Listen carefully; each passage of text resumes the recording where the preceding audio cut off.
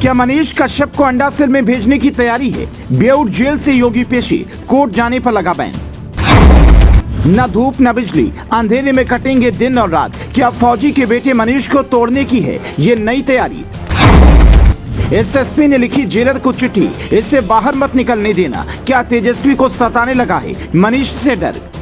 क्या मनीष कश्यप को अंडा सेल में भेजने की तैयारी है, जहां पर अंधेरे में दिन रात कटेंगे, न लाइट होगी न सूरज की रोशनी पहुंचेगी?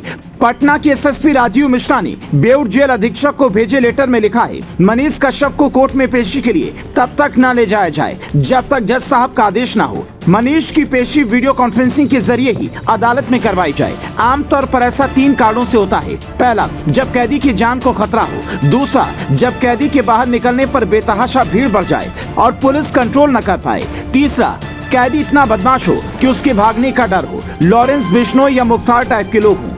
मनीष के केस में ये तीनों कारण नहीं दिखते। हाँ, जब तमिलनाडु से बिहार लाए गए तो स्टेशन पर भीड़ दिखी थी, पर वो इतनी नहीं होती कि कंट्रोल ना हो सके।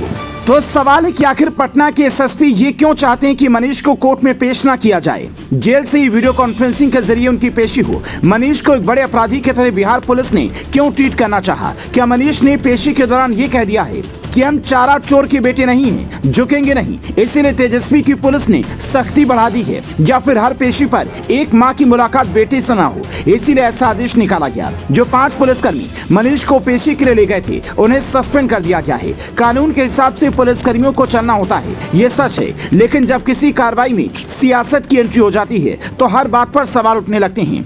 मनीष कश्यप से मनोज तिवारी ने बड़ा दावा किया है। जी, हमने आपको बताया था ये भी प्लानिंग हो सकती है कि मनीष को तेजस्वी के खिलाफ राघोपुरा से उतार दिया जाए। तो क्या मनीष को अंदर ही अंदर सिस्टम इतना तोड़ देना चाहता है कि उनकी चुनाव लड़ने की इच्छा भी खत्म हो जाए? मनीष कश्यप के साथ जेल में क्या क्या हुआ, ये सुनकर हर समर्थक की आंखों में आंसू है। तमिलनाडु की जेल में इडली सांभर खाकर जीना पड़ा। दिन भर बोलने वाले पत्रकार को मदुरई जेल में उन लोगों के बीच बंद कर दिया गया जिनकी ना तो भाषा समझ में आती है, ना ही उनसे दर्द साझा कर पाते हैं। ऐसे में व्यक्ति अकेला ही टूट जाता है। अपने भाई से दुख बताया तो किसी तरह बिहार लाया गया। जज साहब ने आदेश दिया कि बिहार में ही रहेंगे, तो लगा कि ये अपना घर है, पर यहाँ भी जेल में जिंदगी नरक बना दी गई है। उन कैदियों के बीच मनीष को बैठा दिया जाता है जो नशा करके मुंह पर फूंकते हैं। बाथरूम जाने से लेकर अपने सेल में बैठने तक हर वक्त यही चिंता सता रही होती है कि पता नहीं यहाँ से बाहर कैसे निकलूंगा, माँ से भी मिल पाऊंगा या नहीं, पत्रकारिता कर भी पाऊंगा या नहीं, सियासत में भी आ गया तो इन्हें टक्कर दे पाऊंगा या नहीं। क्योंकि मनीष जिस जाति से आते हैं उसका वोट बैंक बिहार में यादव वोट बैंक से काफी कम है।